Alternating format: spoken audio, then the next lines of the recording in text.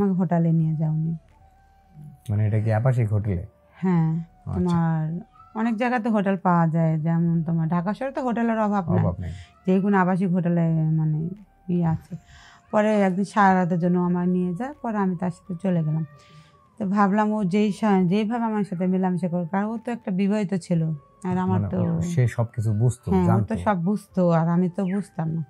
ধীরে ধীরে ধীরে ও যখন আমার কাপড় খুলতো তখন আমি বুঝতাম যে উনি আমার সাথে কী করতে চায়। আর এখনকার মেয়েরা তো সব কিছুই বুঝে, ফেসবুক চালায়, তোমার হোয়াটসঅ্যাপ চালায়, ইমো চালায়, আর মোবাইলে তো অনেক কিছু তো দেখা যায়।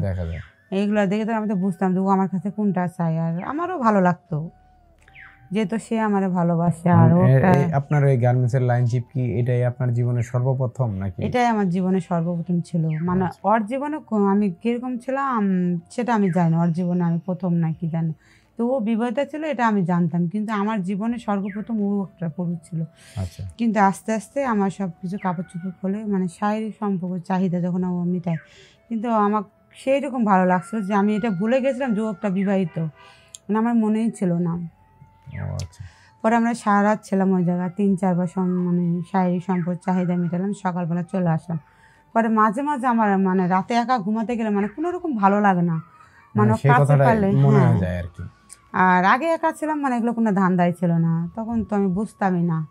আর যখন তার সাথে সারাটা রাত কাটালাম, মেলামেশা করলাম, তখন মনে হয় আরেকটু যদি থাকতে পারতাম, মানে আরও যে কত আমি শান্তি পেতাম। যখন প্রতি বৃহস্পতিবারে যখন আমরা ছুটি হয়ে যায়, শুক্রবার তো বন্ধ, আমরা দুজনে হোটেলে চলে যেতাম। আসসালামু আলাইকুম, আমার নাম রিনা। তো আমার বাড়ি টাঙ্গাইল মধুপুরে বাড়ি। তো আমি অনেক দিন ধরে গার্মেন্টসে জব করতাম। তো ওখানে চাকরি করতে করতে তোমার গার্মেন্টসের তোমার সুপারভাইজার, তারপর মনে করো লাইন চিফ, এদের সাথে একটু মানে ভালোভাবে কথা বললে, মানে ভালো ব্যবহার করলে তোমার অনেক সময় ছুটি চাইলে ছুটি পাওয়া যায়, অনেক সময় মানে যে কোনো একটা সমস্যা হলে মানে ওনারা সমাধান করতে পারে, যদি তাদের সাথে আমরা ভালো ব্যবহার করি কিংবা ভালোভাবে কথা বলি। তাহলে কোনো গার্মেন্টস তো বোঝেন অনেক সময় বকাবাজি দেয়, এই করে সেই করে, আর তাদের সাথে মিলেমিশে থাকলে, ভালো ব্যবহার করলে আমরা তো আমি সেটা এটা ভাবে কথা বলতাম যে আমি যেরকম একটা গ্রামের শান্তশিষ্ট মানে অনেকটা ভালো একটা মেয়ে। কিন্তু অনেকে বলে, মানে গ্রামের লোকের থেকে আমি শুনছি যে গার্মেন্টসের মেয়েরা কিনা খারাপ। না, গার্মেন্টসের মেয়েরা কখনো খারাপ না, কিন্তু গার্মেন্টস থেকে যখন আমরা কাজে যাই, সকাল 8টায় ঢুকি, রাত 12টায় 10টায় 3টা পর্যন্ত কাজ করি, কিন্তু আমরা খারাপ কাজ করার সময় পাই কখন, কিংবা ঘোরাফেরার সময় পাই না। তো আমরা খারাপ হলাম কোত্থেকে? খারাপ ভালো মন্দটা নিজের কাছে, তাই না? কিন্তু আমি একটা লাইনে একটা হেল্পার ছিলাম, হেল্পার থেকে আমার মানে আমাকে তো সেইভাবে তাকাতো, আমি তো ভাবতাম যে আমাকে অনেক মানে ভালোবাসে, ছোটো বোনের মতো।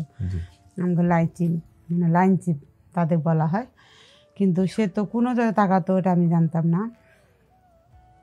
পরে আমি হেল্পার থেকে আমার অপারেটর বানাইলো, আর যখন একটু সমস্যার জন্য যদি গেট পাস চাই আমরা দিয়ে দেয় লগে লগে, হয়তো একটু বাড়িতে যাই ছুটি চাই লগে লগে দিয়ে দেয়, মানে প্রচুর আমার মানে পছন্দ করতো।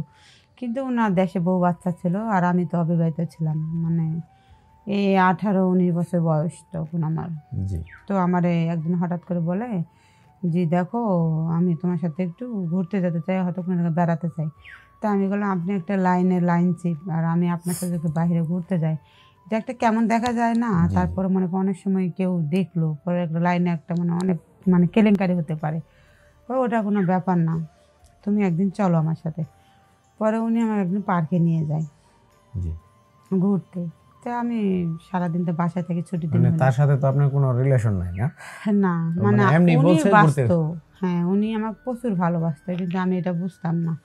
মানে আমি বুঝতে পারতাম না, আমি জানতাম একটা লাইনে ও একটা আমার ভালো বন্ধু, এটা ভাবতাম।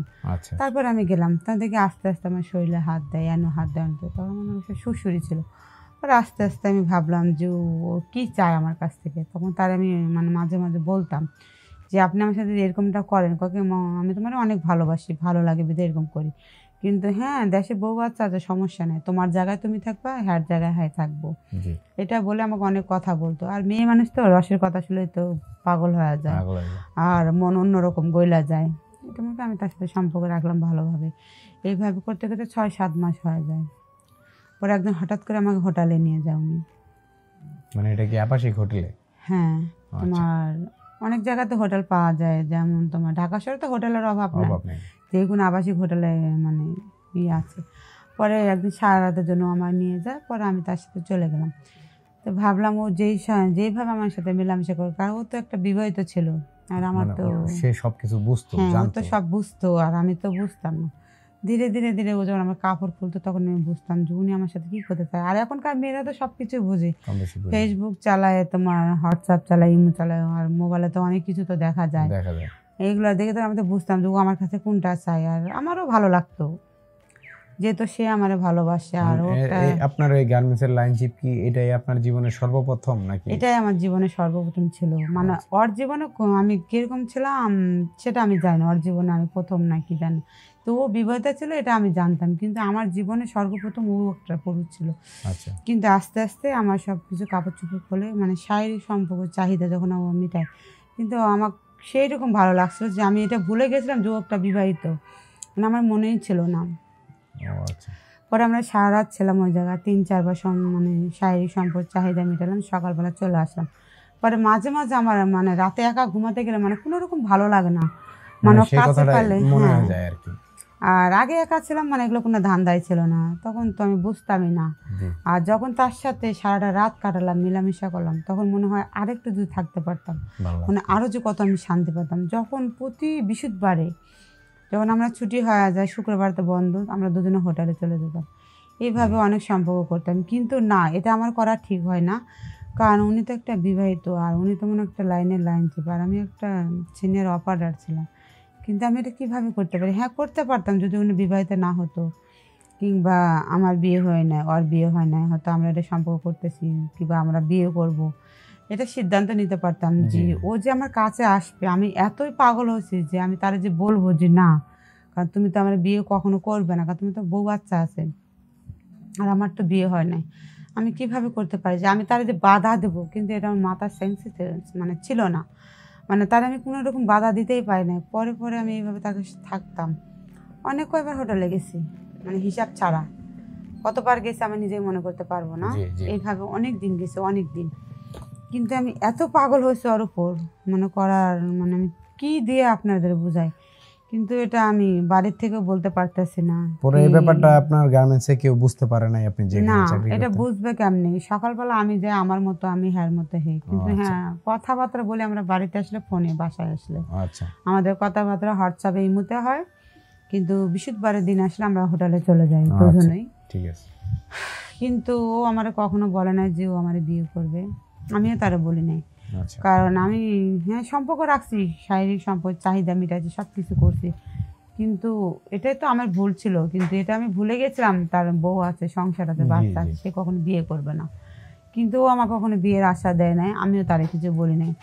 কিন্তু এইভাবে অনেক দিন থাকার পর আমি আস্তে আস্তে আস্তে আস্তে আস্তে আস্তে ধীরে ধীরে আমি বুঝতে পারি যে এটা আমি ঠিক করতেছি না, অনেক বড় অন্যায় করতেছি। পরে আমি তারে বললাম যে শোনেন, আপনি যা করছেন, আমি এগুলো থেকে আলাদা থাকতে চাই, যেহেতু আপনি বিবাহিত, আমি চাই না একটা নারী হয়ে নারীর সংসার নষ্ট করতে, যেহেতু আপনার বউ বাচ্চা আছে। যখন আপনি আমার মানে প্রতি পাগল হবেন অথবা বিয়ে করবেন, তখন কিন্তু ওই বউ বাচ্চা দিয়ে উনি খেয়াল রাখবে না, তখন এটা আমি আরও পাপ কাজ করতেছি না। যা হয়েছে আমাদের মধ্যে এই পর্যন্তই থাক, কিন্তু বোনেরা আমার মতো এরকম ভুল করবে না। কিন্তু হ্যাঁ, গার্মেন্টস এরকম প্রচুর এসব ঘটনা ঘটে, যেরকম গার্মেন্টসে থাকে সুপারভাইজার, লাইন চিফ, তোমার ফ্লোর ইনচার্জ, এগুলা কিন্তু প্রেমে পাগল করে, কিন্তু এই পর্যন্তই, কিন্তু কখনো ঘর বাঁধার স্বপ্ন কেউ দেখায়ও না, মানে এগুলো কেউ করবেও না। কিন্তু যাদের বউ বাচ্চা আছে তারা শুধু চায় মনের চাহিদা মেটাতে, সংসার করার জন্য না। বাড়ির বউ থাকে রাস্তায়, আমরা হলো রাস্তায়, আমাদের রাস্তায় বলা হয়, যেরকম আমরা রাস্তার মেয়ে বলে না, ঝালমুড়ি খায়া ঠোল্লা কিন্তু ফেলায় দেয়, ওটা কিন্তু যত্ন করে রাখে না, তাই আমরা হলাম সেই ঠোল্লা।